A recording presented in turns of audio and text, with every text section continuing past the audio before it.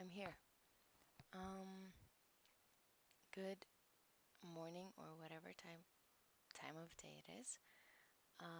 We made it. Late as usual. I mean, making coffee takes time, okay? I can't be blamed. Or sure. So let's start before I make it even more late.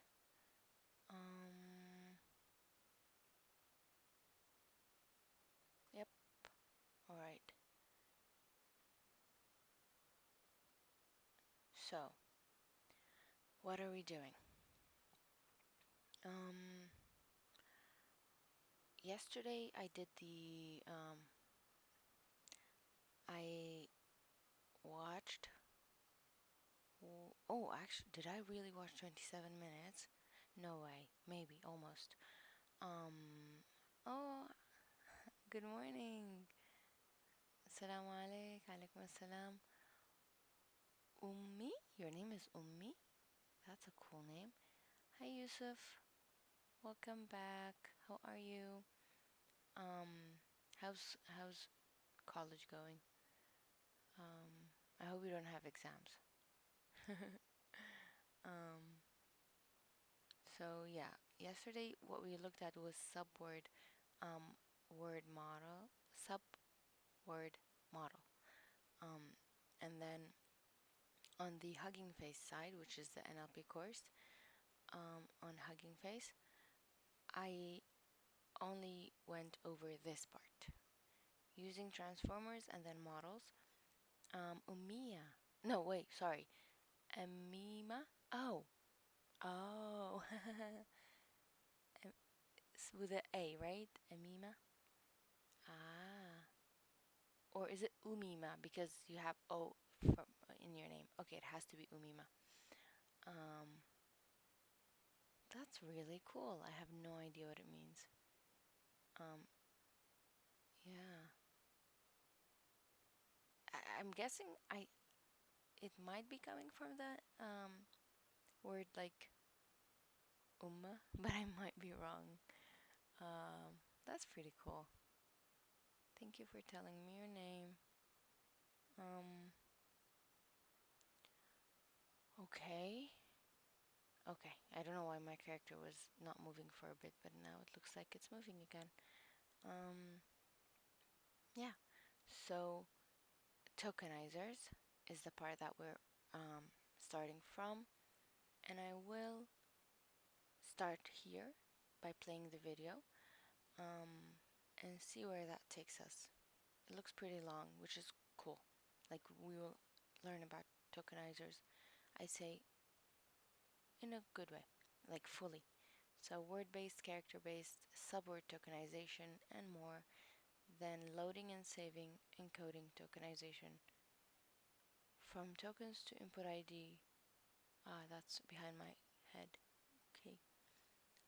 And then decoding. Pretty cool. It is Umeima. It's a small version of What? No way! Yeah, I know what means, but Umeima. Huh. I thought it comes. I guess even the word umma, as in nation, comes from right? Wow, Arabic is really cool. With my limited knowledge, uh, it it surprises me a lot, and now is an example. Wow. Okay, so I'll try to play this video. If it's too loud or something, let me know. Because sometimes the whoosh is pretty loud.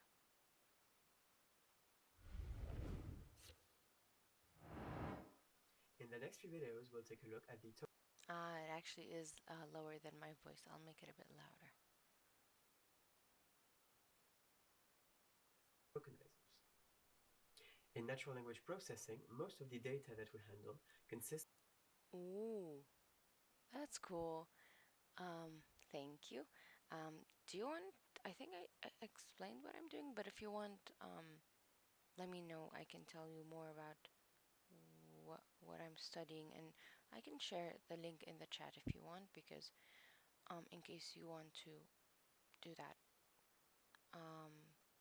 or you don't have to, but like there's a backlog of other lives that I've done on YouTube. If you are curious, or you can just go and do learn on your own if you like. But thank you. Uh, yeah. Um, and yeah, and if you think the cool part is the character part, that's also something that you can easily do, because it's an app that I'm using that you can just download and use. I put it in the description box. It's called ZEPETO. Um, it, you just sign up and then you create your character, and yeah. But just how you connect it to OBS is not that hard. I'm actually using AnyDesk, if you can believe that. Um, yeah, let me know if you have any other questions, and let's learn together. So, tokenizers. In natural language processing, most of the data that we handle consists of raw text. However, machine learning models cannot read or understand text in its raw form. They can only work with numbers. So the tokenizer's objective will be to translate the text into numbers. Hmm. There are several possible approaches to this conversion, and the objective is to find the most meaningful representation. We'll take a look at 3 distinct tokenization algorithms. We compare them one to one, so we recommend you take a look at the videos in the following order. First, word-based, followed by character-based, and finally, subword-based. Oh, that was it? Okay. Um, what I wanted to say is, when we say the model cannot take um words like characters and it needs numbers, is that the case all the time, or is it just transformers? Hmm? Okay. How far should I zoom in? I think that's pretty good. Okay. So tokenizers are one of the core components of the NLP pipeline. Yes, they are. They serve one purpose: to translate the text into data that can be processed by the model. Text into a type of data that is processed by the model. Okay. Models can only process numbers. Is that always the case? I'm actually curious. So tokenizers need to convert our text input to numerical data. In this section, we'll explore exactly what happens in the tokenization pipeline. Okay. In NLP tasks, the data that is generally processed is raw text. Here's an example. Yep, that's an example. I don't know why the A is red, but Jim Henson is a puppeteer. Okay. I think it's all the time because models do not understand human language. Fair point, and I take that, but I guess because models are all math, like they are an equation, right? So I guess that's why.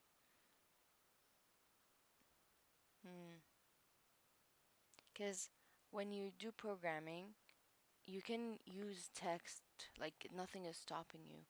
But if you want a mathematical representation, I guess then you can't work with letters, and working with numbers, it's easier to plot, easier to put into an equation. So yeah, thank you. Um, However, models can only process numbers, like we said. So did I not just read that? So you need to find a way to convert the raw text to numbers. That's what the tokenizers do, and there are a lot of ways to go about this. The goal is to find some meaningful representation that is the one that makes the most sense to the model. So we have to make sense to the model. Find meaningful representation that makes sense to the model. Okay. And if possible, the smallest. Because of resources. Fair. Let's take a look at some examples of tokenization algorithms and try to answer some of the questions you may have about tokenizations. Let's see if they answer my questions. Okay. If the video is longer than like a minute, I'm gonna mute myself and eat stuff because I'm hungry. Let's see. Yes. Let's take a look at word-based tokenization. Word-based tokenization is the idea of splitting the raw text into words by splitting on spaces or other specific rules, like punctuation. In this algorithm, each word has a specific number or ID attributed to it. Here, let's has the ID 250, do has 861, and tokenization followed by an exclamation mark has 345. This approach is interesting, as the model has representations that are based on entire words. The information held in a single number is high, as a word contains a lot of contextual and semantic information. However, this approach does have its limits. For example, the word dog and the word dogs are very similar, and their True. meaning is close. Yeah, I was about to say, splitting on space. This sounds cool. Splitting on space is not the best choice because of this. Because same words. Yeah. But again, it's really not easy. So, how does the model learn? Wait, tokenizers are models, right? Or let's see. For example, the word let's. Ah, that's a good question. It should be different based on the it. That's a really good question. So if you have a tokenizer and you give it the same um, words, then yes, it should be the same ID. But from my understanding, another tokenizer should not give you the same ID, but the that one tokenizer should be consistent because even here as an example, it's saying dog and dogs are pretty similar. Why don't they have the same ID?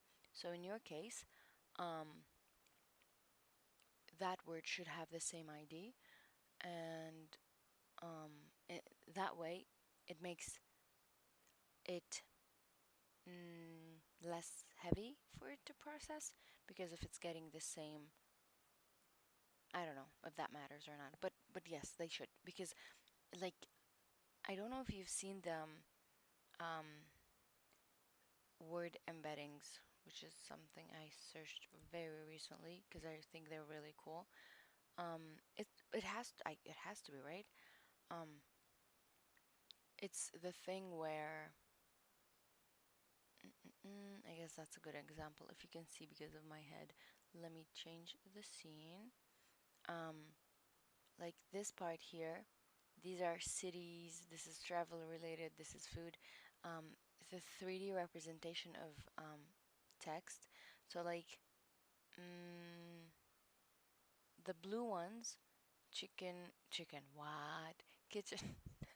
What's wrong with me? Kitchen, table, toilet, bathroom, bathtub, faucet, shower, sink. Like these are together. We have paint, color, finish together. We have charger, battery, saw, drill, tool together. Here we have microwave, oven, LG, GE, refrigerator. Um, Sorry if they're too small, but the idea is this 3D representation, like in 3D space, because meanings are similar. So word representation is word embeddings is cool, and if they don't have this close IDs that make sense to it, maybe not us, then what are we doing? When it comes to working with the words. Yes, I do see food everywhere. I'm not that hungry. It's just like too early in the morning, and I'm having dates right now with coffee. It's my favorite first thing to eat in the morning. The word-based tokenization, however, will attribute entirely different IDs to these two words, and the model will therefore learn two different embeddings for these two words. This is unfortunate, as we would like the model to understand that these words are indeed related, and that dogs is simply the plural form of the word dog. Another issue with this approach is that there are a lot of different words in a language. If we want our model to understand all possible sentences in that language, then we will need to have an ID for each different word.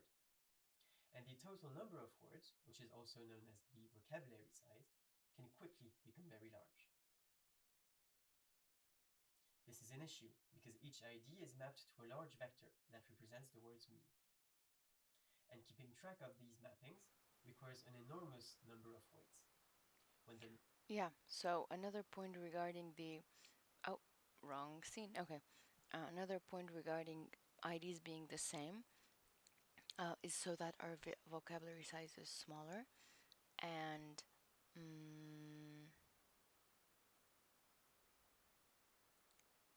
what else? He was saying something and I had a point and I forgot. Vocabulary size is one thing, yep. And I guess, yeah, the heavy part. If they are not the same, then your model would be very heavy and vocabulary size would be too big. Something along those lines, yeah. Vocabulary size is very large. If we want our models to stay lean, we can opt for our tokenizer to ignore certain words that we don't necessarily need. For example, here, when training our tokenizer on a text, we might want to take only the 10,000 most frequent words in that text, rather than taking all words found in that text or all languages' words to create our basic vocabulary. The tokenizer will know how to convert those 10,000 words into numbers, but any other word will be converted to the out of vocabulary word, or like shown here, the unknown word. Okay. Unfortunately, this is a compromise. The model will have the exact same representation for all words that it doesn't know, which can result in a lot of lost information if many unknown words are present. That makes sense. Okay. Um. All right. All right. Let's get out of here. So, basically, the text that I'm gonna read is almost the same thing that he explained in the video, but it helps when you repeat information. Okay. Um. I need to check something because if I don't, done. Okay. I asked ChatGPT, and yes, it's based on the tokenizer. That's thank you. Um, Thank you for double checking that.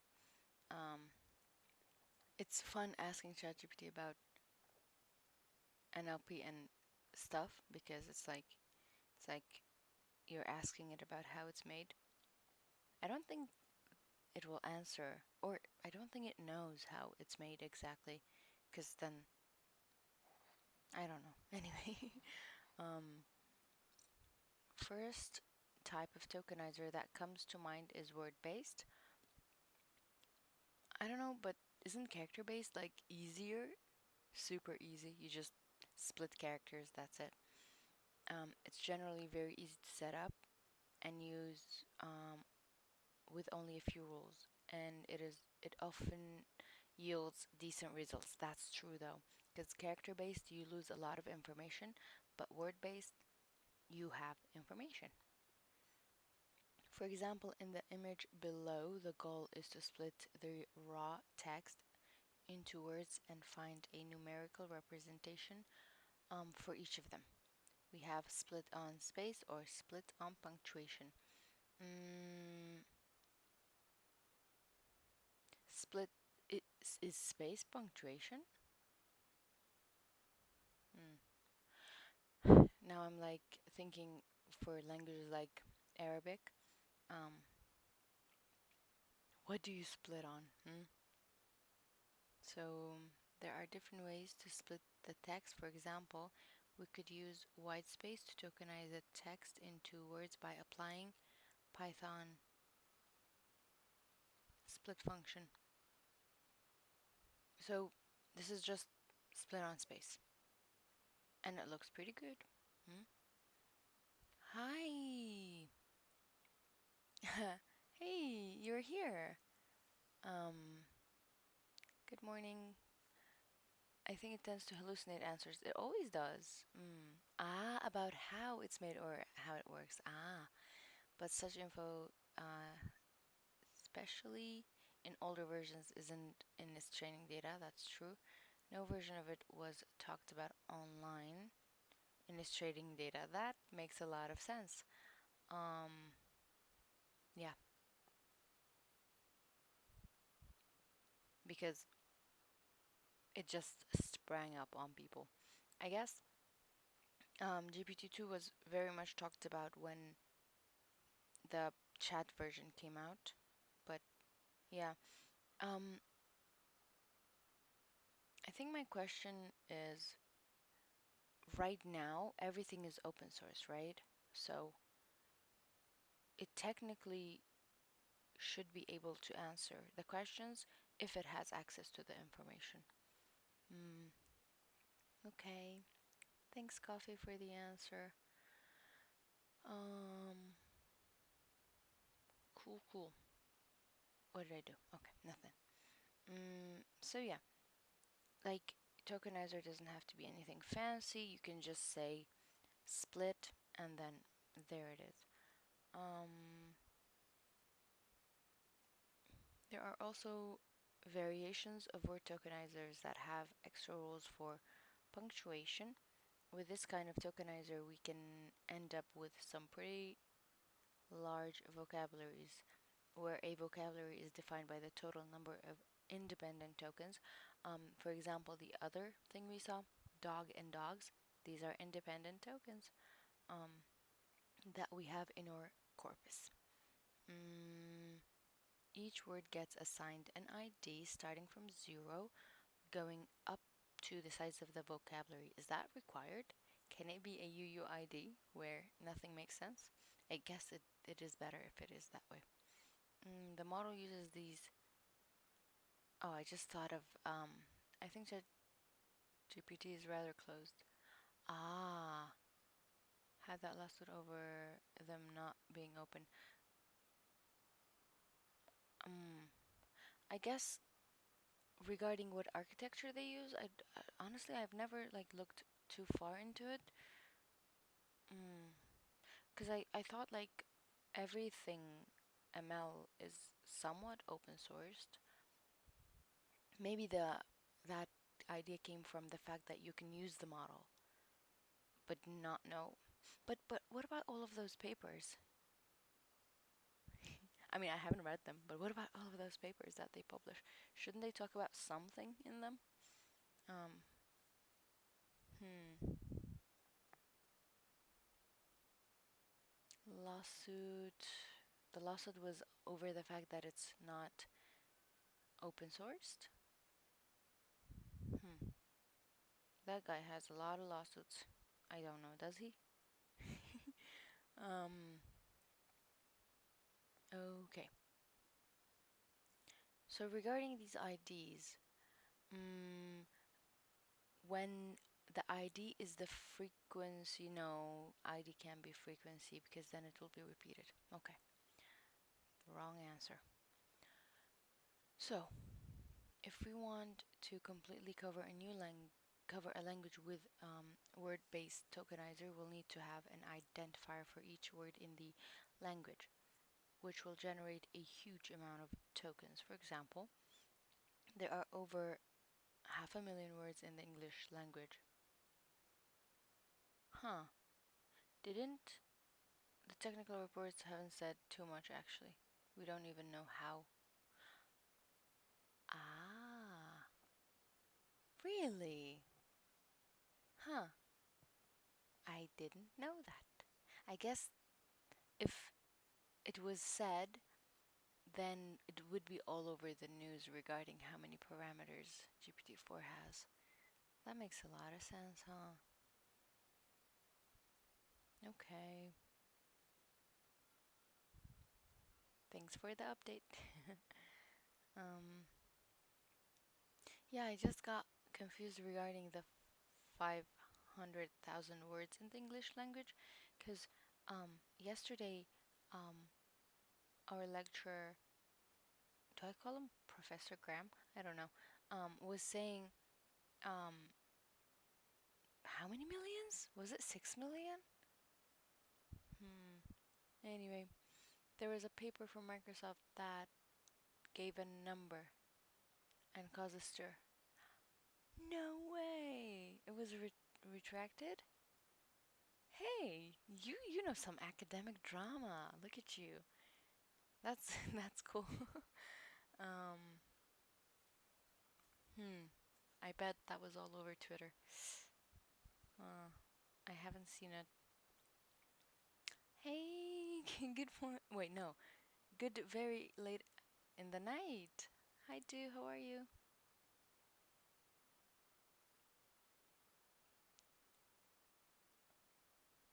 I really should steal your emote style. Like I really like this head shake. um, it's so cute. That's great.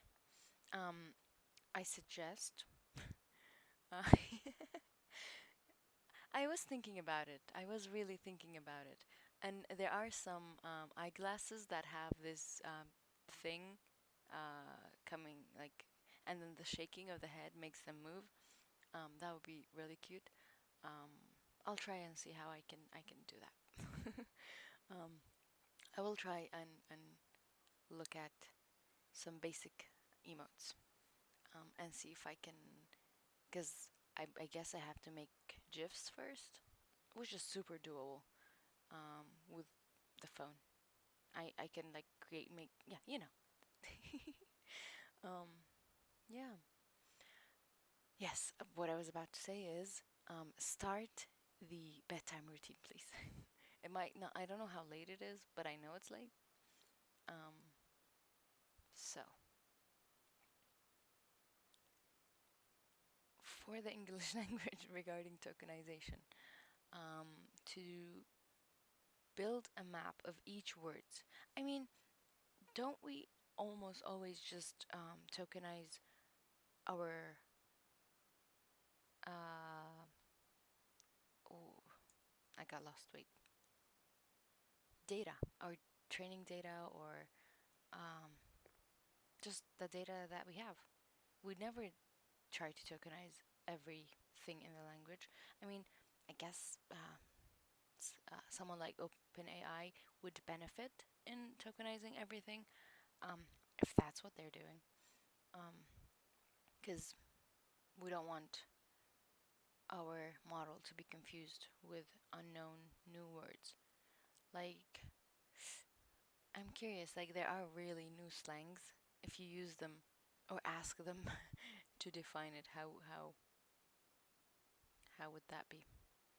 Mm, so, yes, we need to track too many IDs, which, yeah, is resource intensive. Furthermore, words like dog are represented differently from words like dogs. And it feels wrong, right? Doesn't it?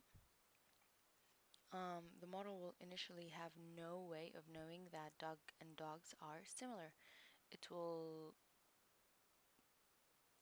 identify the two words as unrelated, right?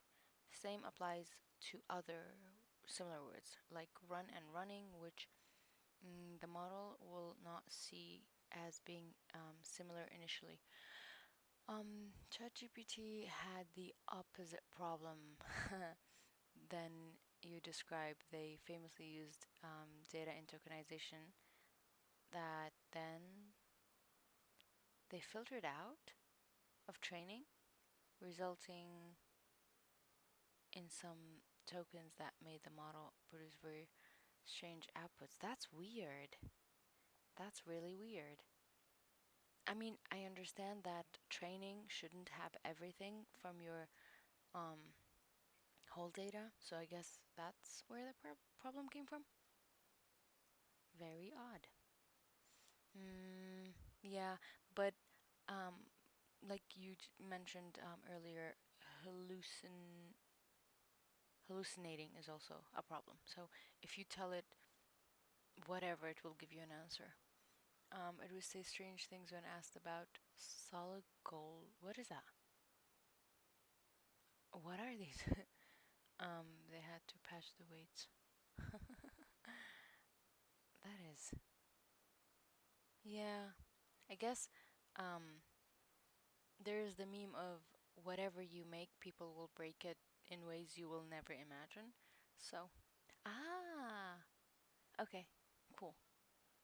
Huh. Reddit users. All right, that is really interesting. I don't wanna cause any trouble, but people on YouTube are really being quiet. Please don't feel intimidated because I'm talking to the Twitch chat. I am not biased, I think. Um, so finally, we need a custom token to represent words that are not in our vocabulary. Um, oh yeah, just unknown. Yeah, this is known as the unknown token. How can the word unknown be known? What? Okay, not funny. Um, Often represented as UNK um, or angle brackets or square brackets. There we go. It's generally a bad sign if you see that the tokenizer is producing a lot of these tokens. Ah, okay. So you can look at frequency. Can you? I don't know. As it wasn't able to retrieve a sensible representation of a word. Ah, uh-huh. You're losing information along the way. Huh. Mm,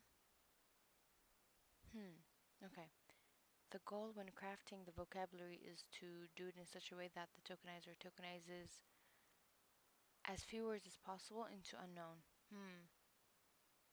Why would it tokenize it into unknown?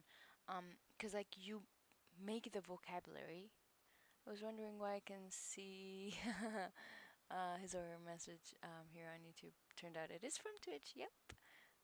You can actually see this uh, red thing in front of your name and a purple thing in front of their names. Um, the icons of the websites. That's why. And nah, no need to apologize. I mean, even for me, we're learning about these stuff.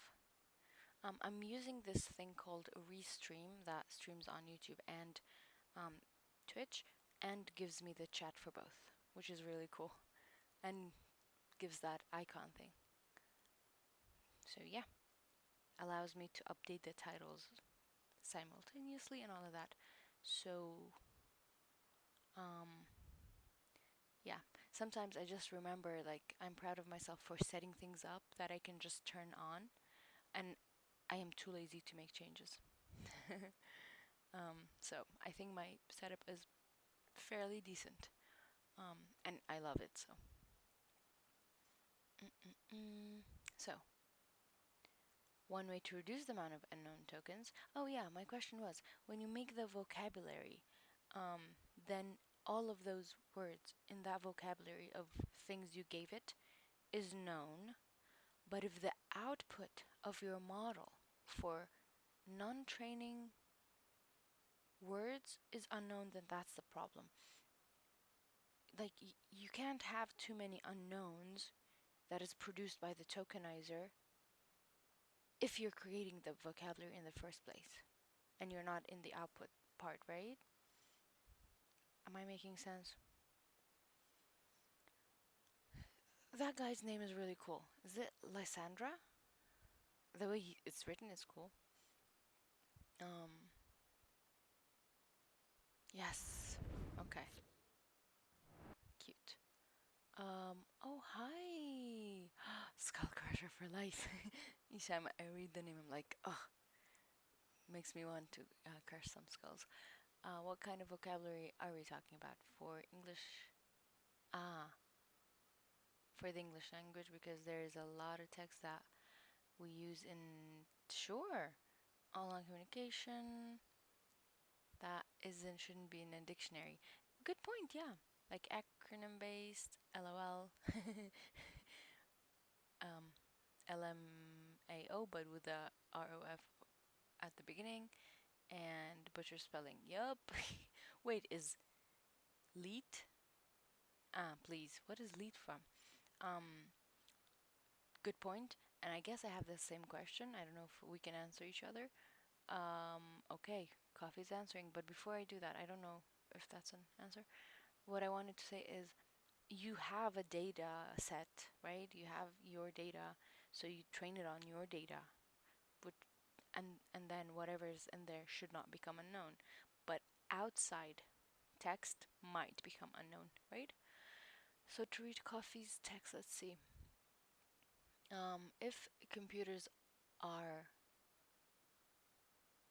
oh, rarer than, say, computers, a shorter tokenization will mean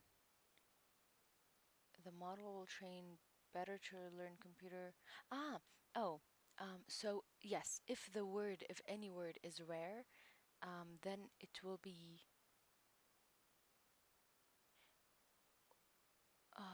elite. What? I didn't know that. I guess I'm not an old school hacker, but that's pretty cool. Huh, that's really cool.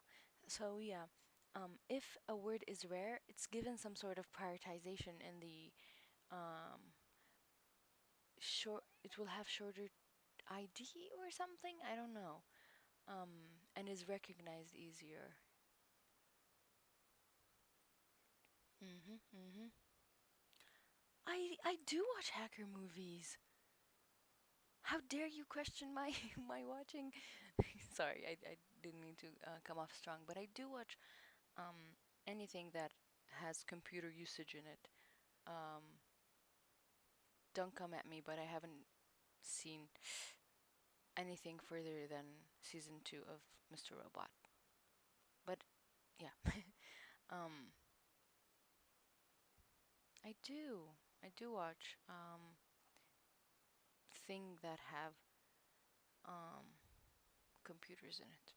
Do recommend me some though. So, character-based tokenizations, play. Before diving in character-based tokenization, understanding why this kind of tokenization is interesting requires understanding the flaws of word-based tokenization.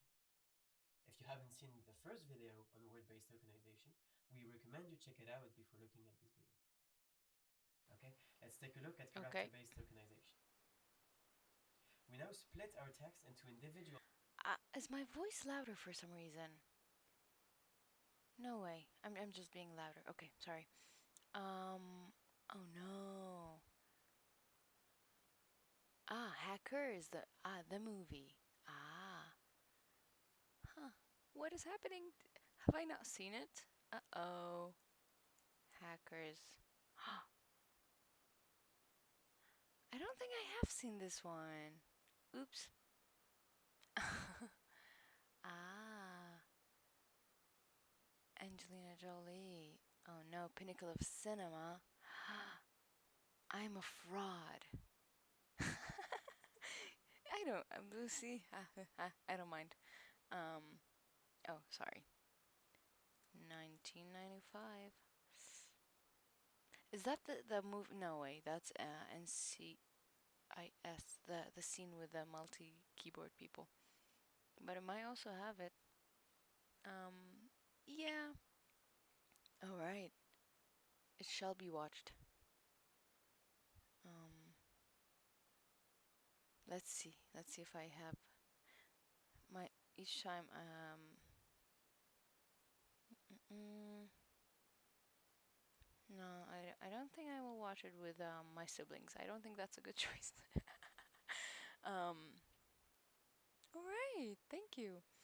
Because if I watch stuff, I normally watch it with my siblings, but I don't think that is. I don't know if is it like because I always have to check parents guide. Seems fine. Eh, no, it doesn't seem fine. um, this is a Muslim household. Okay. Um, I I I I always have to check stuff before watching it with my I said sibling, did I not? Huh. I meant to say nieces and nephews. Wrong word. Um, because they're young. Under 10 young. Okay. I. Let's see when I can watch it. I don't know if today is possible, but we'll see. If I watch it on my phone, it would probably be more possible. Thank you for the recommendation. I sincerely apologize for not having seen it. um, Hackers 2, Mitnick, documentary dramatization type thing. That was also interesting. Wow, not a sequel. I Takedown. Ooh, is that why? Why did I think that was um? Did I forget that guy's name? All right. Anyway, um, cool.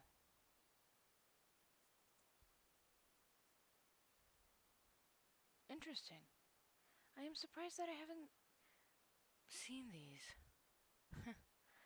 um, Thank you. Like documentary but dramatization. Um, what I have seen, I don't think it would be here, but I have seen mm, some. I've seen like a bunch of documentaries. Yeah, about. Okay. um, Aaron, is it double A or not? Ah, I forgot his last name. Could be double A. Yep, that's him. I've seen the documentary about his life. Um, and then I've seen other documentaries. Mm. Some of them are really sad. Like even there was I don't think I watched the whole thing, but there was YouTube documentary created by some like fancy network. I don't know if it was Fox. I don't know if it was whatever, but it was about. Hmm, I don't know. Do I search elsewhere and come back to you about it because that was really cool. Let me see. mm, Documentary. I don't think it will come up as easily. Um, no, not. Oh yeah. Huh. It was Vice. Oh, okay. It was about the origin of, yep, cyber war. There it is. Um, this one. I haven't watched it fully. I think I watched like 2 episodes. Whoa. But it's really interesting. Um, yeah, like it's some heavy stuff. Um, okay. Uh, good night. Umeima. There. Small heads up. Uh, thank you. Yep. Sometimes. But I am aware that it is really quiet. Um, that got quiet. Huh. All right. When you adjusted the audio, similar to, yeah. That's the thing that I'm trying to do, is have the voice be similar level so it's not hurting you guys. And when I fix it, yeah. Who mentioned it? Yeah, it's alright. Um, See ya. Most likely I'll be here tomorrow, so. Um, yes. hmm Thank you for helping me with notifying me about the issue. Um, oh, sorry, that heart hand is cute. um, Yesterday I actually went somewhere close just to see if I can buy a new mic, but that was not possible because they didn't have it. They just had phone related stuff.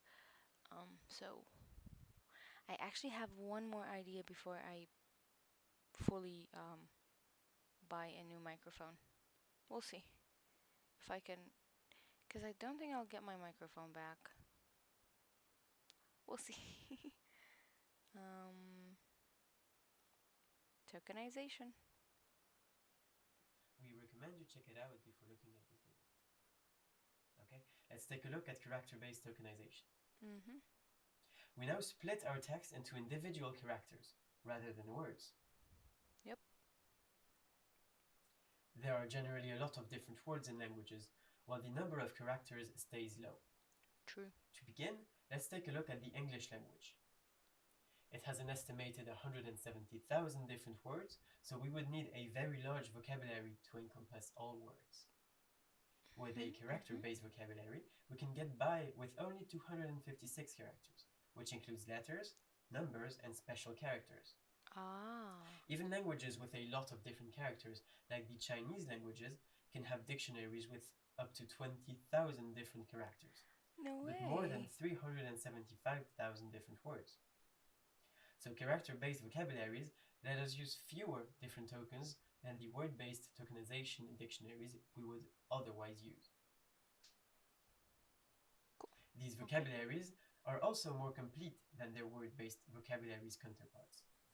As our vocabulary contains all characters used in a language, even words unseen during the tokenizer training can still be tokenized. So out-of-vocabulary tokens will be less frequent. Like, yes, but we know what we'll lose if we use character-based tokenization. So stop making it sound so good. Let's see if he will say that. This includes the ability to correctly tokenize misspelled words rather than discarding them as unknown straight away. Ah, okay. However, this algorithm isn't perfect either. Intuitively, characters do not hold as much information individually as a word will hold. For example, let's hold more information than its first letter, L. Of course, this is not true for all languages, as some languages like ideogram-based languages Ah, thank you. Testing and recording? Hmm. I don't know okay.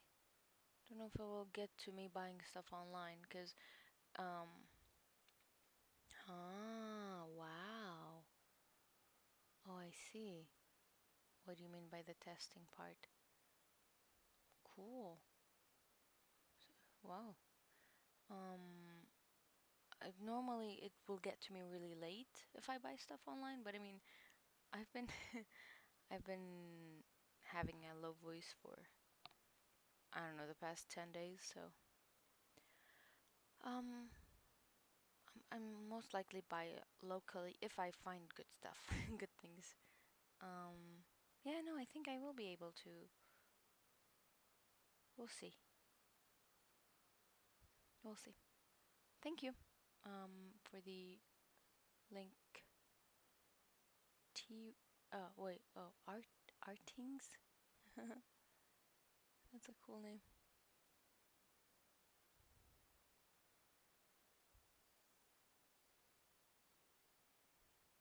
Languages have a lot of information held in a single character. But for Mm-hmm. others, like Roman-based of information held in languages, as some languages like ideogram-based languages have a Mm. lot of information held in a single character.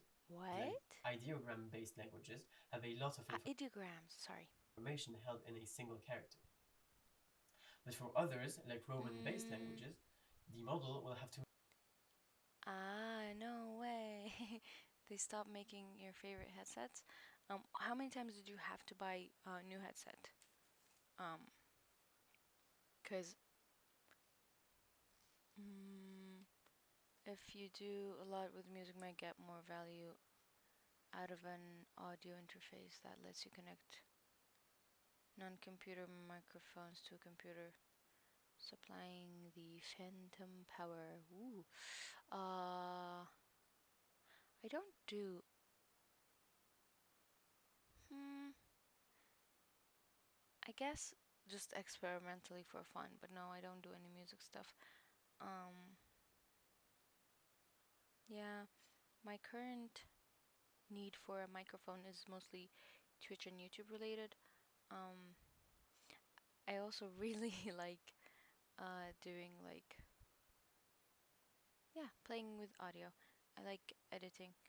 I used to do that a lot more than now when I had more time. But I do see the value for an audio interface just to give me more control. Um, it's the thing where with uh the thing that people use to just play audio or like yeah. That thing. Yep, I'm googling it and I see it. Yeah. Hmm. I see the value in it. We'll see. I don't know.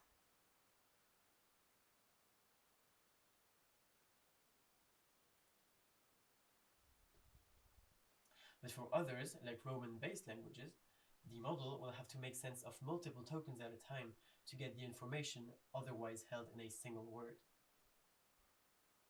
Huh. You don't want to know. I bought it maybe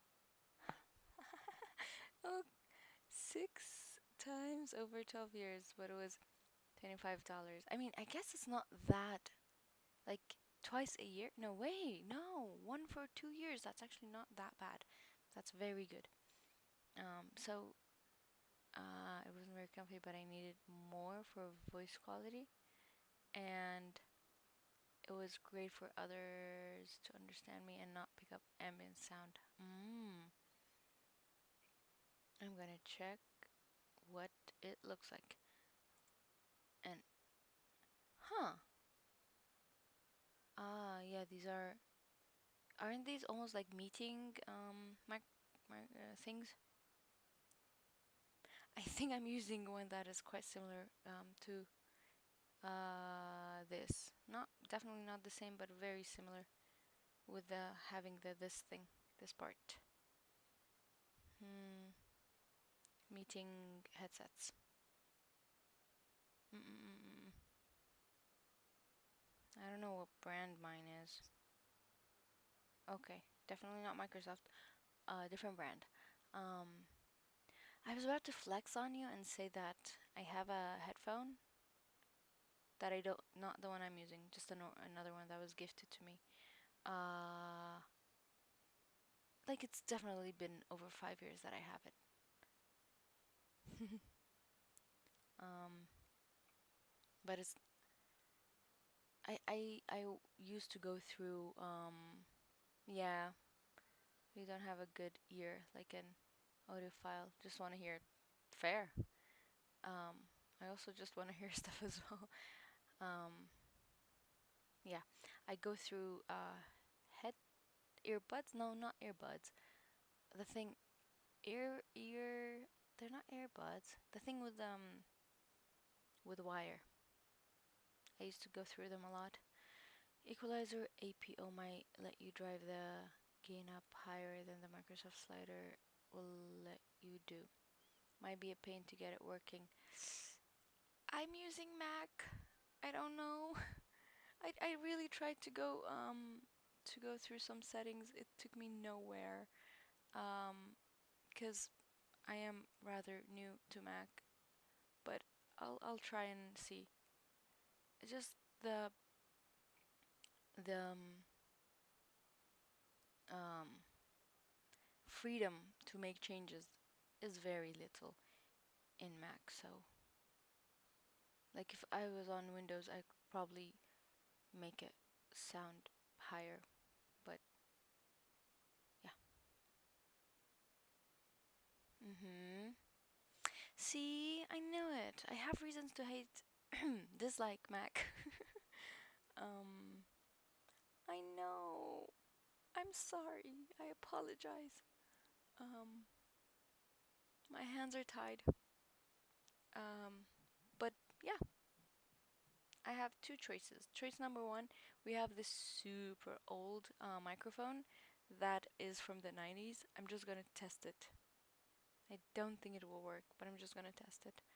Um, and then choice number two would be either getting my old microphone back or getting a new one. Yep. uh, yes, it is a Mac laptop, and the built-in mic is not like it's pretty good, but I have issue with sound around me. Yes, I'm in a room alone, but outside sound easily comes in, and I have an issue with sitting comfortably because I'd have to be close to the mic.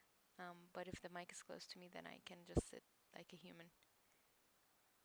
Otherwise, I'd have to hunch. That was some really good technical support. Thank you. Um, I will try not to let you down.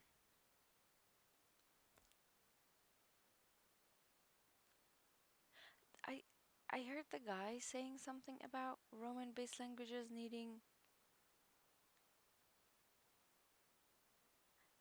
ideogram-based languages have a lot of information held in a single character.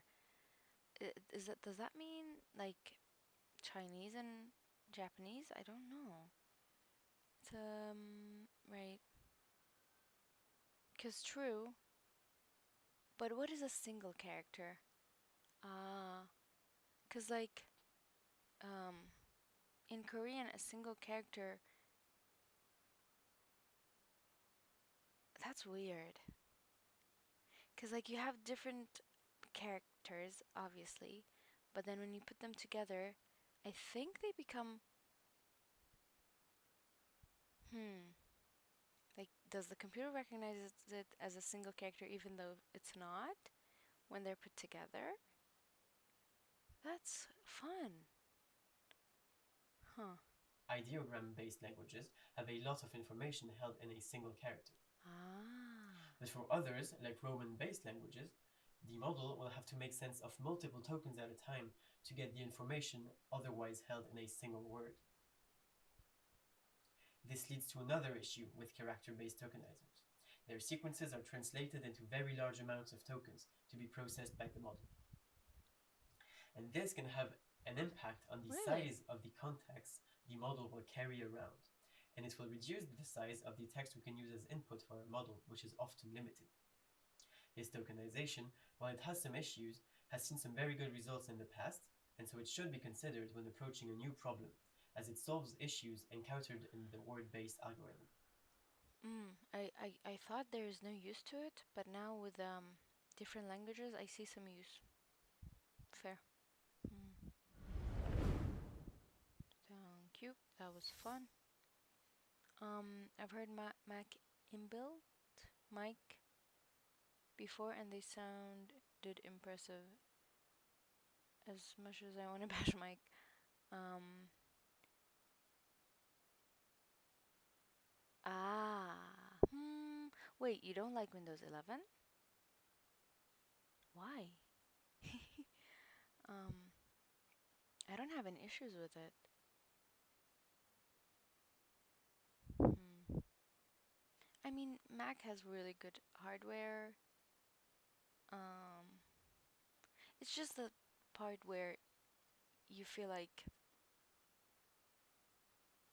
ah, the Microsoft built-in AI,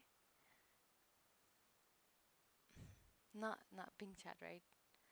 Huh. I will test the built-in mic for you guys if interested. My voice will change, and you'll probably hear a lot of whooshes. I don't know. Um, see, like it's quiet, and there's still the thing is still moving, and I don't like that. I don't like anything where I can set a setting in. I know, right? Um, Overwritten. Yeah.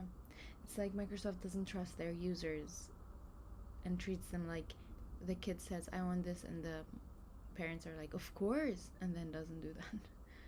Um, by the way, the highness of the sound seems quite similar to me.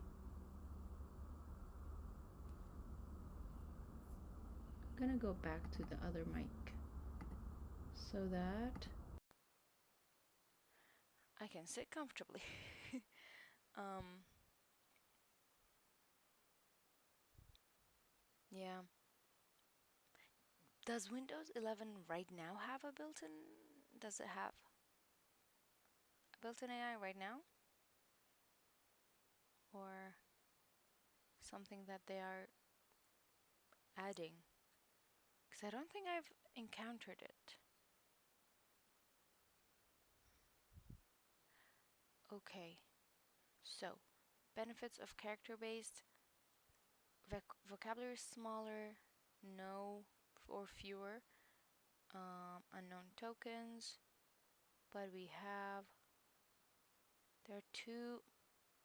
Here are some, but here are what is that? Oh God. Here too, but here too some questions arise concerning space and punctuation. Dude, write sentences in a way that I can read them. um, you did get louder. Ah, it was still quiet. Thank you.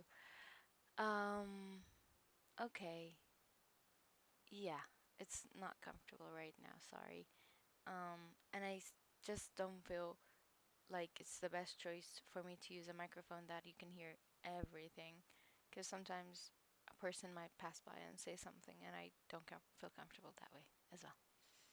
Um, okay, so we are in character based, and I don't think I'm gonna go to the subword tokenization because I know it has some cool information. Don't know if I should. Let's see, actually. I could give it 5 more minutes, and then move to the professor. We'll see. Um,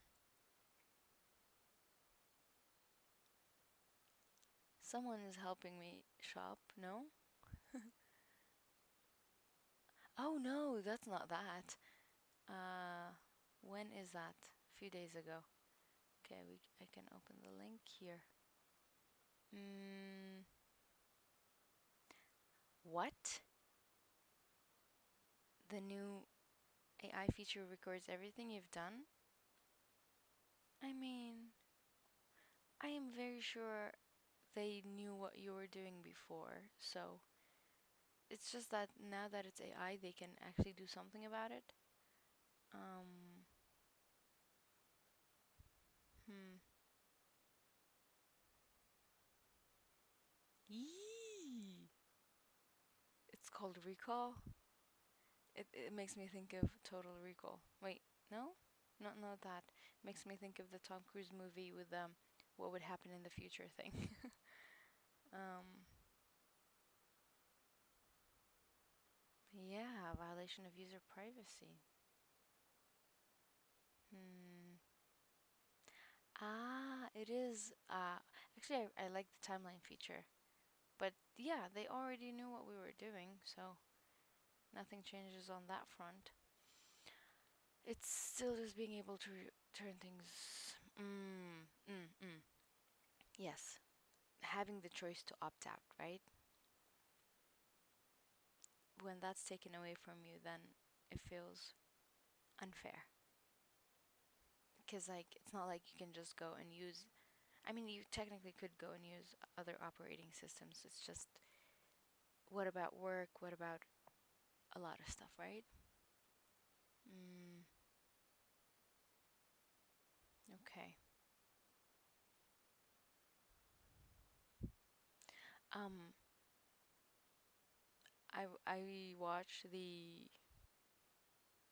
YouTube late night show, the after midnight, at midnight, after midnight.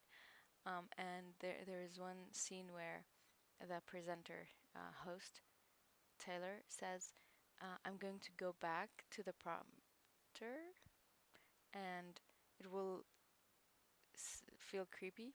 And each time I go from chat to the screen, I'm like, it feels creepy." Yeah, so that's what it reminded me of. It's only available with high-end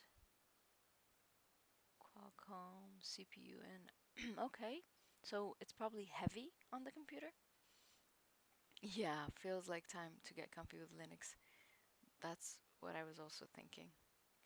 Um, give people back their power.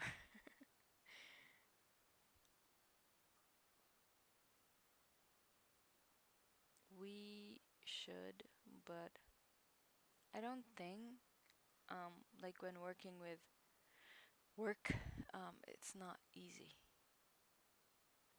But yeah, for your own sanity, then yeah, you should do that. Um,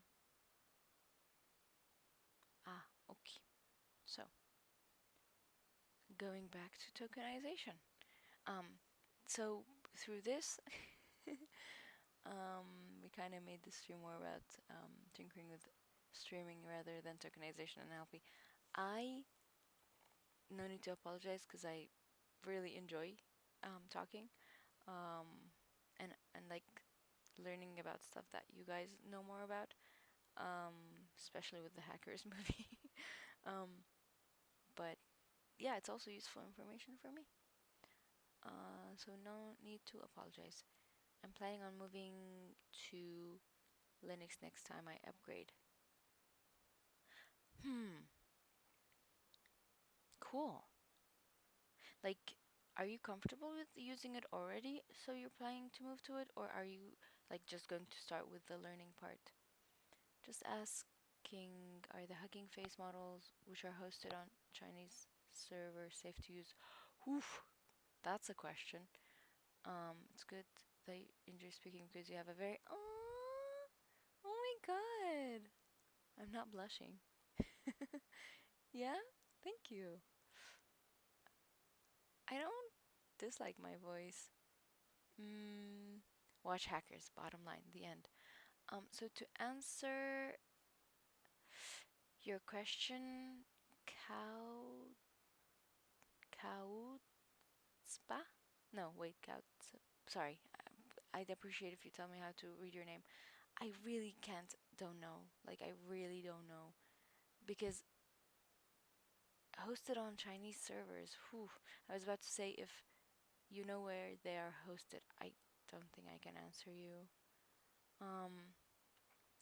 You are using it at work. Okay. Probably you have a lot of just getting used to, you know? Because I'm still using Windows for other stuff, but my main home computer is the Mac that I'm using. So that took me a while to get used to it. Just, the closing window on this side being not the other side. Yeah, you were working with data that needs HIPAA compliance. Ooh, I don't know if I don't know if I would. I don't know. I don't.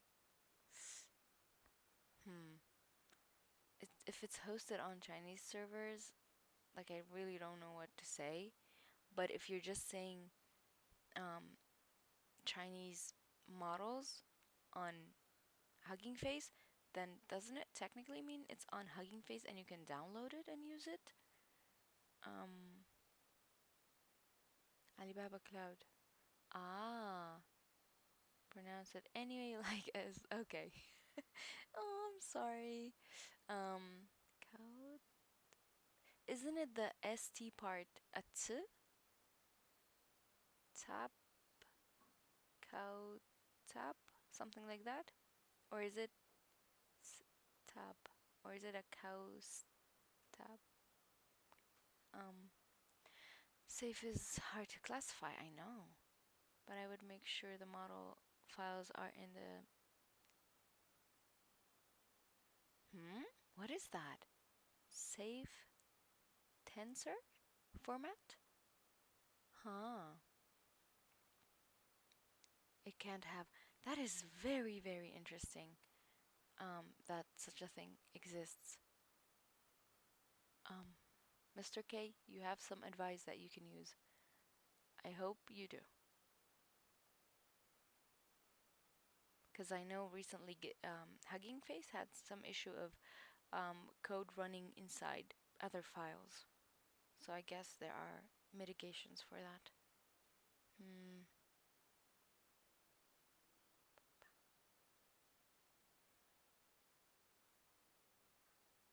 Another thing to consider,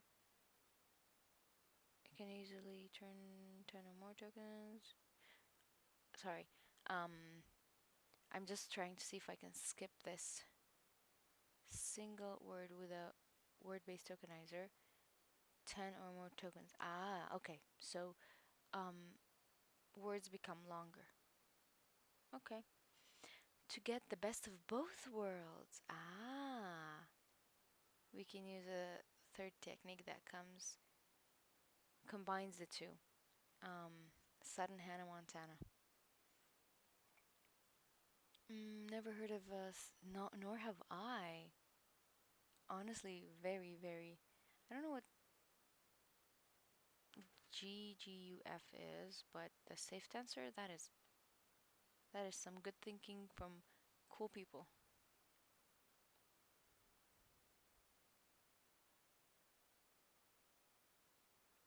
Subword tokenization. Ah. Hmm.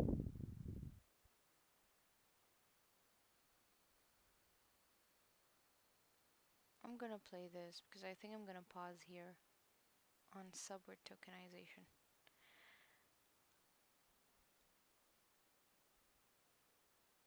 Here, if I don't refresh, you will refresh for me. So, so, let's refresh. All right. Do let me know if there's any voice-related inconsistencies. The basic idea is that previously we represent. So Okay. cool. Next, I'd like to move on to continuous word embeddings. So the basic idea Wait, there's a thing called continuous word embeddings, not just word embeddings. is that previously we represented words with a sparse vector with a single one, also known as one-hot vector. So it looked a little bit like this. And instead, what continuous word embeddings do is they look up a dense vector. And so you get a dense representation where the entire vector has continuous values in it. Okay. Doesn't that make it more heavy? The entire vector has continuous values in it.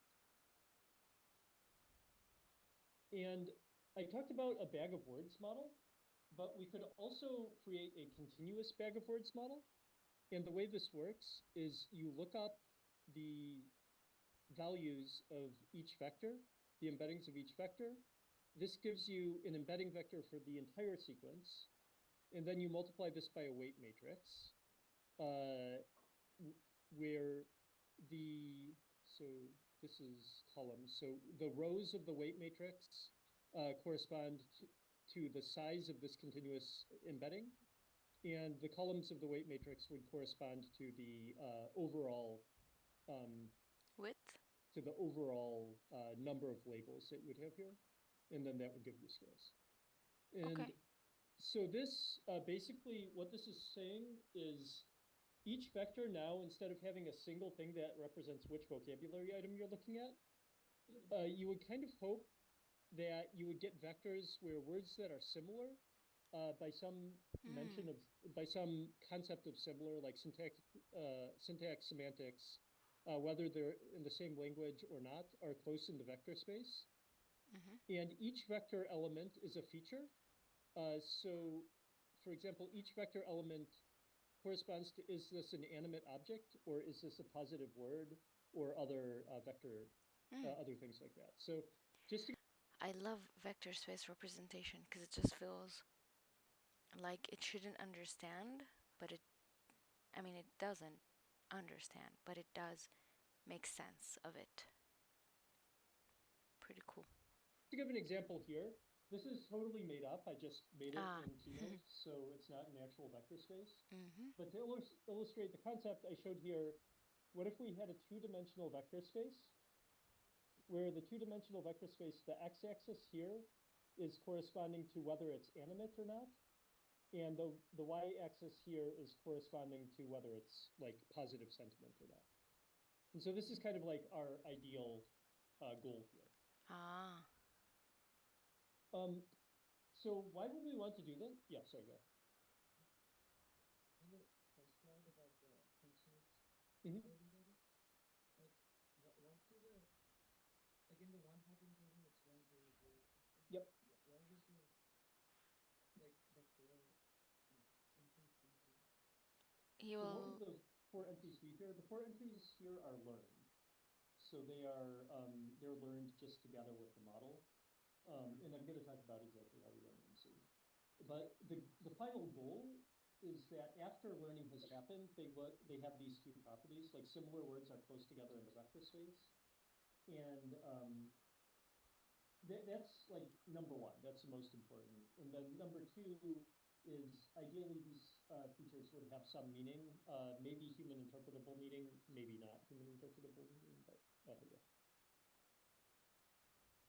So one thing that I should mention is I showed a contrast between the bag of words, the one hot representations here, and the dense representations here, and I used this lookup operation for both of them. And this lookup operation actually can be viewed as grabbing a single vector from a big matrix of word embeddings. And so the way it can work is like we have this big vector, and then we look up word number 2 in a zero index matrix, and it would just grab this. He's too far from the. I'm one complaining about voice now. Out of that matrix. And that's practically what most like deep learning libraries or whatever library you use are going to be doing. But another way you can view it is you can view it as multiplying by a one hot vector.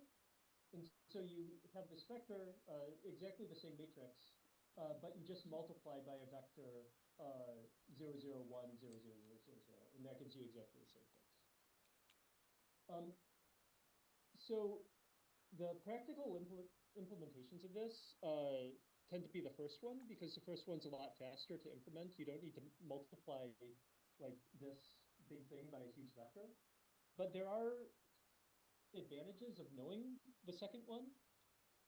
Just to give an example, what if you, for whatever reason, you came up with like a crazy model that predicts a probability distribution over words instead of just words? Maybe it's a language model that has an idea of what the next word is going to look like. And maybe your model thinks the next word has a 50% probability of being cat, 30% probability of being dog, and 2% probability, 20% probability of being bird. You can take this vector and multiply it by the matrix and get like a word embedding that's kind of a mix of all of those words, which might be interesting and let you do creative things. So knowing that these two things are the same is kind of useful for that kind of thing. Any questions about this? I'm going to talk about how we train next, so maybe I could go into that. Okay, cool. So how do we get the vectors? Like the question asked before. So up until now, we trained a bag of words model, and the way we trained a bag of words model was using the structured perceptron algorithm, where if the model got the answer wrong, we would either increment or decrement the embeddings based on whether That's a perceptron? Structured perceptron? whether the label was positive or negative, right? So I showed an example of this very simple algorithm. You don't even need to write any like NumPy or anything like that to implement that algorithm. Here it is. So we have like 4x, y in data. We extract the features, we run the classifier, we have the predicted y, and then we increment or decrement the features. We increment and decrease what? Predicted y, and then we increment or decrement the features. Features? But how do we train more complex models? So I think most people here have taken a machine learning class of some kind, so this will be a review for a lot of people. But basically, we do this by doing gradient descent. And in order to do so, we write down a loss function, calculate the derivatives of the loss function with respect to the parameters, and move the parameters in the direction that reduces the loss function. And so specifically for this bag of words or continuous bag of words model, we want this loss function to be... When I don't understand things that are going on, I become quiet. So the fact that I'm quiet means I'm trying to concentrate really bad. A loss function that gets lower as the model gets better. And I'm going to give two examples from binary classification. Both of these are used in NLP models reasonably frequently. There's a bunch of other loss functions, but these are kind of the two major ones. So the first one, which is actually less frequent, is the hinge loss. And then the second one is taking a sigmoid and then doing negative log likelihood.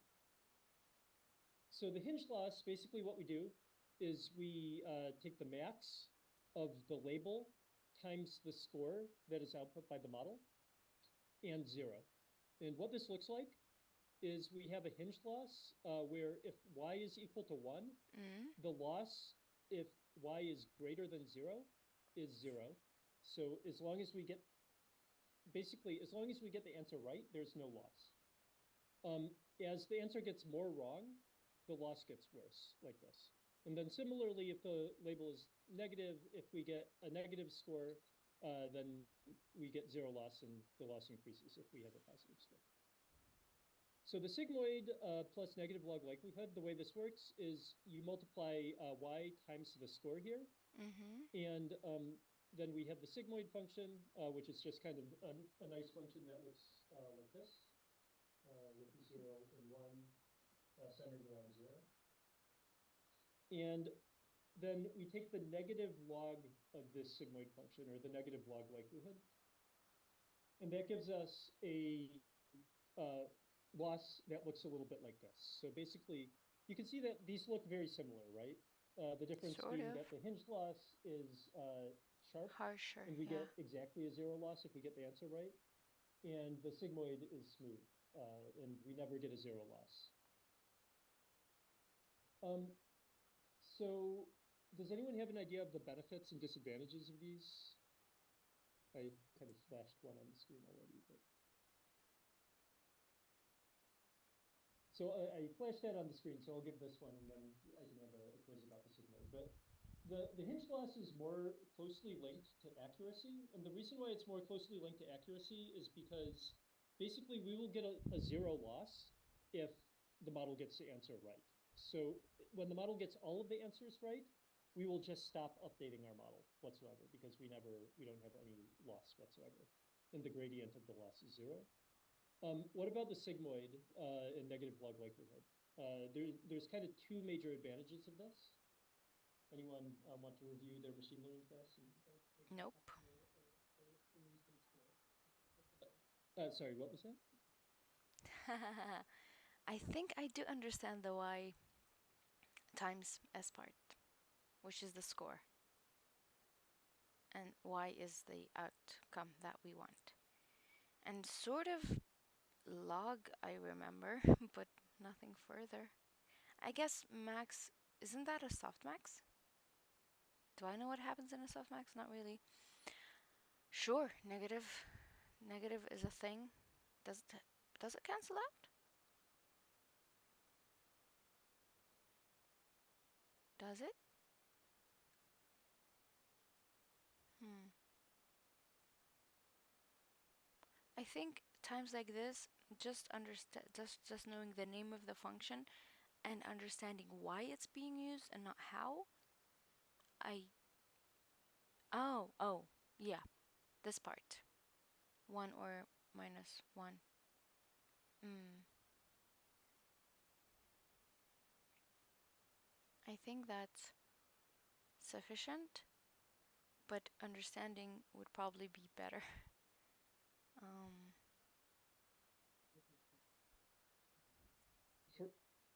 For ROC, yeah, maybe there's a more direct. I think I Also, know what you're saying, hi.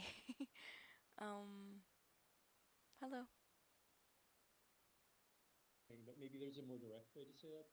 Yeah.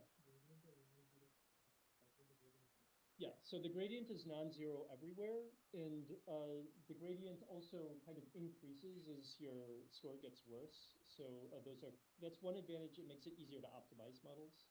Another one, linked to the ROC score, but maybe we could say it more directly. Any ideas? Okay. Basically, the sigmoid can be interpreted as a probability. So if the sigmoid is between 0 and 1, and because it's between 0 and 1, we can say the sigmoid is a probability, and that can be useful for various things, like if we want a downstream model or if we want a confidence prediction out of the model. So those are two advantages of using a sigmoid plus negative log likelihood. There's no probabilistic interpretation to something trained using the hinge loss, basically. Cool. So the next thing that we do is we calculate derivatives. And we calculate the derivative of the parameter given the loss function. To give an example of the bag of words model and the hinge loss, the hinge loss, as I said, is the max of the score times y. In the bag of words model, the score was the frequency of that vocabulary item in the input multiplied by the weight here.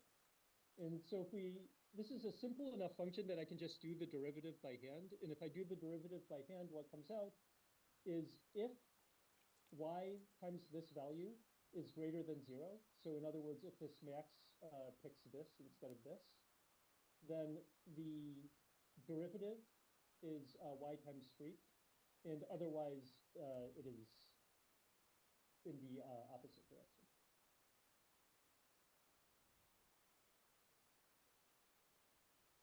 Then optimizing gradients, we do in standard stochastic gradient descent.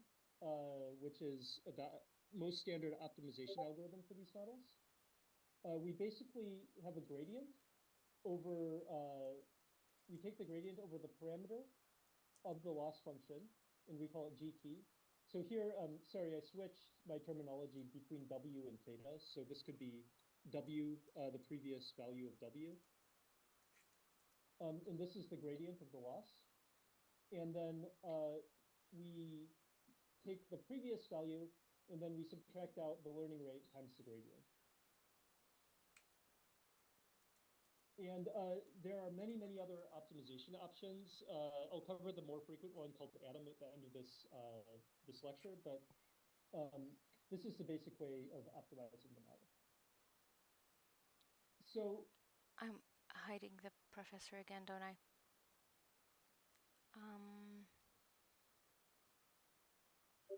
I don't. Ah, it's definitely not a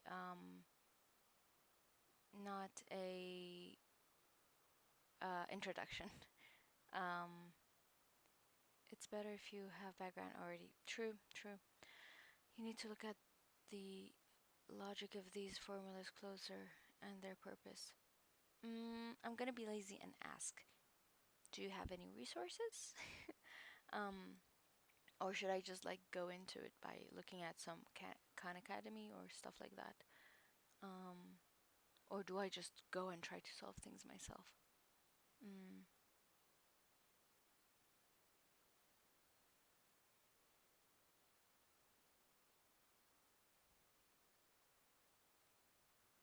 then my question now is, what is this algorithm? With respect to, this is an algorithm that is taking, that has a loss function. It's calculating derivatives, and it's optimizing gradients using stochastic gradient descent. So does anyone have a guess about what the loss function is here, and maybe what is the learning rate of stochastic gradient descent? No. I kind of gave you a hint about the loss function, actually. And just to recap what this is doing here, it's if predicted y. Intro to deep learning courses.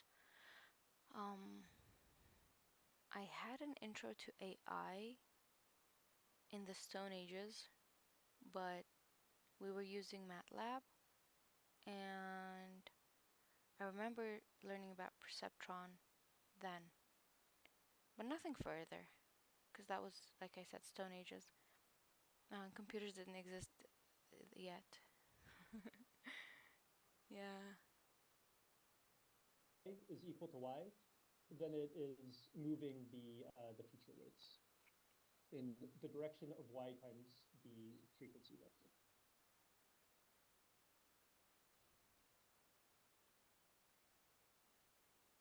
Yeah. Thank you. I appreciate that.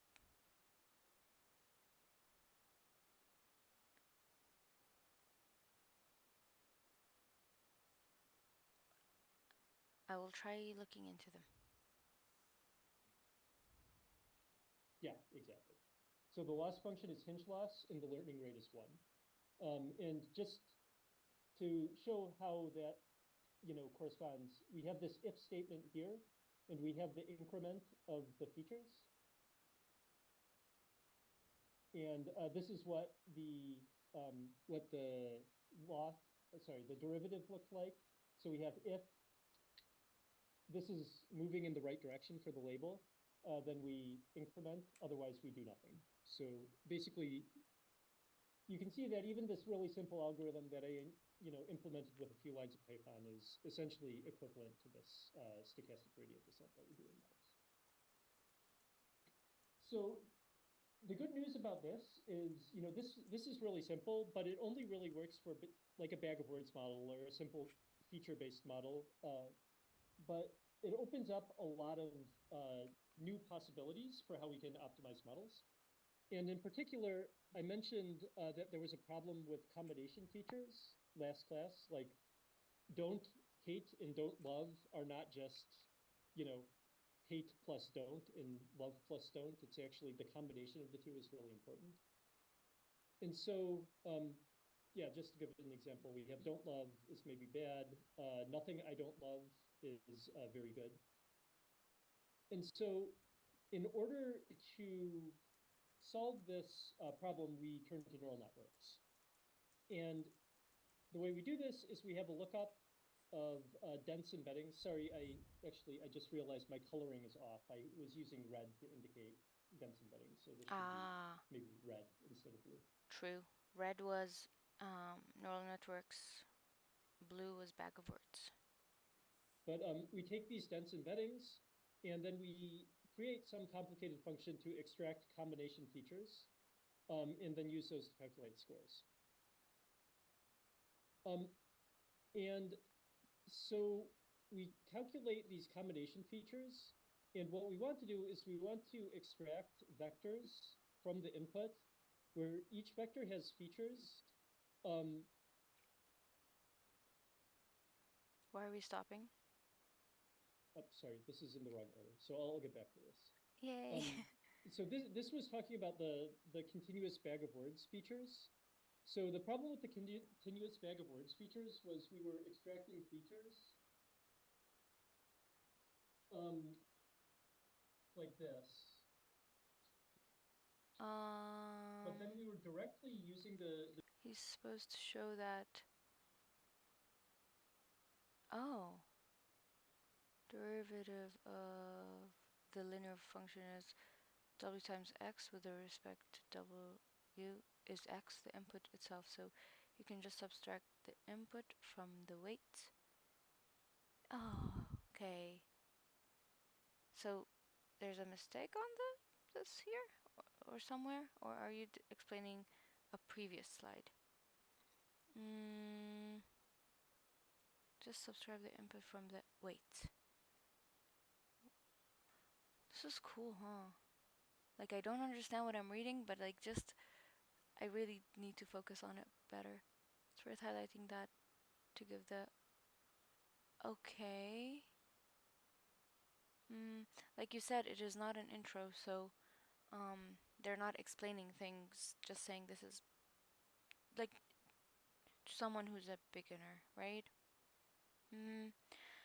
Just gonna check how this will continue because yeah, maybe I'll stop here. Actually, that's a good point. Or is that a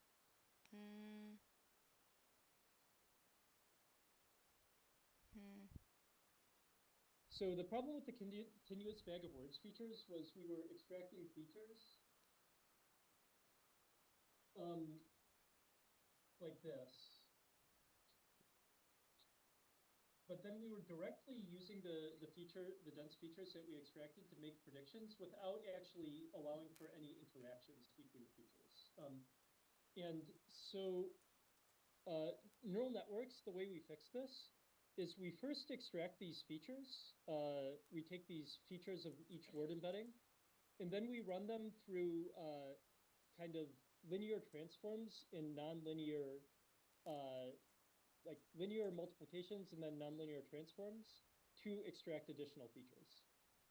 And finally, run this through several layers and then use the resulting features to make our predictions. And when we do this, this allows us to do more interesting things. So like, for example, we're using tan? Is that the tan thing with a sine and cosine? We could learn a feature combination. A node in the second layer might be feature 1 and feature 5 are active. So that could be like feature 1 corresponds to negative sentiment words like hate, despise, and other things like that. So for hate and despise, feature 1 would have a high value like 8.0 and then 7.2. And then we also have negation words like don't or not or something like that. And those would have don't and not. Would have a high value for like feature 5 or something.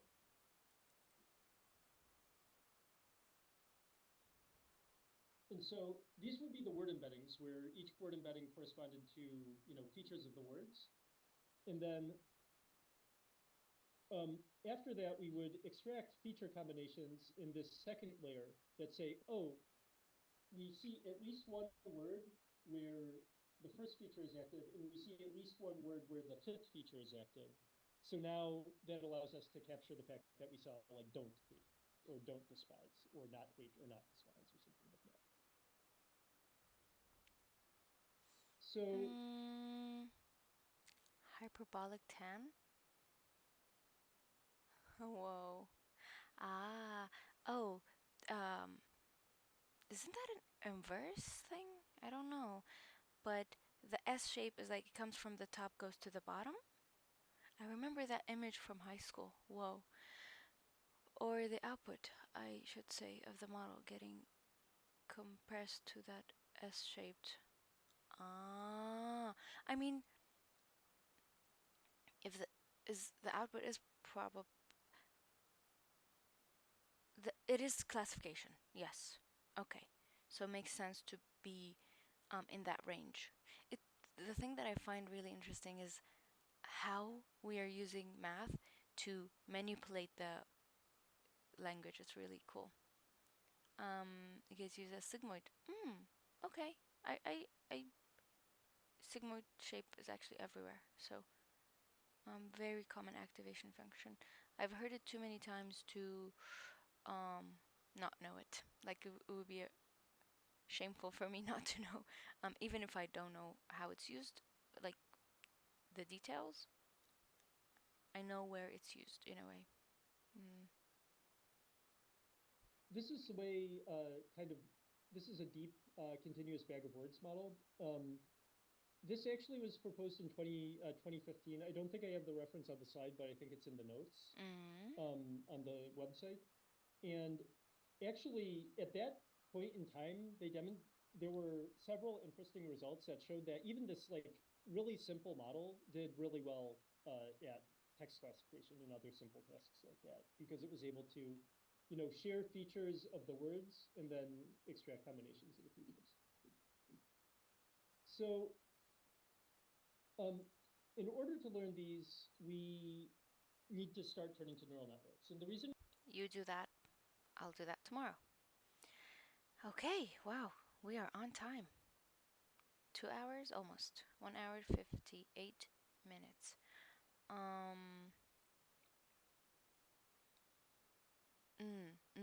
It is like a probability. Sigmoid is used when you want your output to be between 0 and 1. True. Very, very true. Okay. Thank you for all the technical support today.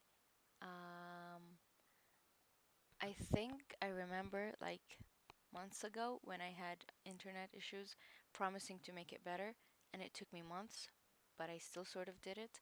So I will promise to make the sound better, but I appreciate your patience in the meantime. You can wait. Yep, that's my timer. And bias to fit the range you want the output. That's manipulation thing, right? You can modify the weights and biases.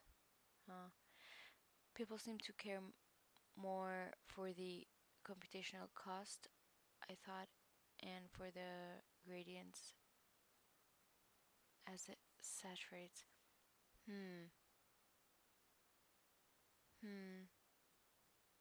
To fit the range you want.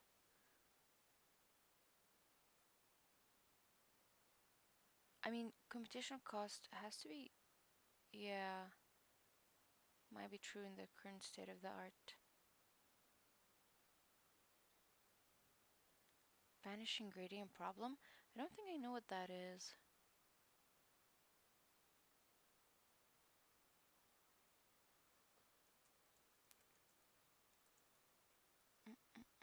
Oh. Oh god, that scared me. See? Voices sometimes. Thank you. Final day of this. What? There's a sumo tournament that's going on. Tank and Zero, thank you for the follow. Really appreciate it. Sorry for my voice being so low. So yeah. That's pretty cool. One shouldn't care about numbers, but numbers are going up. I will most likely be here tomorrow, so pass by if you got the time. Also, spend your time however you like it. You don't have to. But if you do, cool. I sometimes don't watch lives so that I can watch them later sped up. So I understand if you do that. The view will always be there on YouTube, technically. But yeah. Thank you, Skull Crusher. I think we crushed some learning today. And Natsu Basho tournament every 2 months. Woo. Okay. So it's almost like soccer slash football where there's always a game available for you to watch. Cool. Good luck with that. If anyone's interested, we have the Discord link in the description of the YouTube stream, or I can put it somewhere around here. We might do some sort of show and tell for ML related stuff, hopefully soon.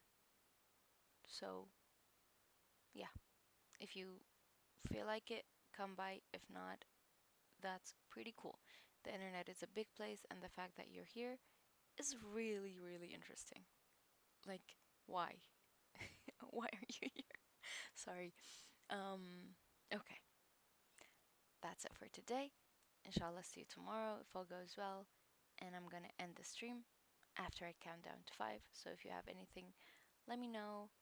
Otherwise, that's all from my side. So I'm gonna end the stream in 5, 4. Oh my god. Dude, your message was the 100th message that I received today on stream. Thank you for being here. Please go to sleep. And sorry, like you don't have to be here. Okay? I don't want to take up too much of your time. Yes. He is the coolest person. Um the teacher from Carnegie Mellon University. I had not seen his other stuff. Yeah, the one that we're looking at is advanced NLP, which is not a good choice for someone who doesn't understand a lot of functions, but I don't think he has any intros. But look at that. Translation and sequence to sequence. Like, and most of them are online, which is pretty cool. And look, he even has textbooks. Does he know different languages? Cool. Seems like it. Otherwise, why would he have a Japanese version of his? That is really cool. Cool. Okay. Very intro things down the page. Okay. Thank you for sharing that. I hadn't like I see him on Twitter a lot. Whoa. You're right. There are some very intro things down. Oh, sleep tight. Yeah. Here, NLP programming tutorials and very intro related things. I will look into that. Thank you. Thanks for putting the link in the chat. I'm gonna put it here so that people on YouTube can also see.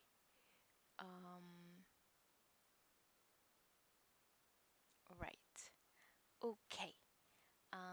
Thanks again for being in this tiny corner of the internet. I appreciate your time and attention. Gonna try and take a look at that. Yep, do that. So I will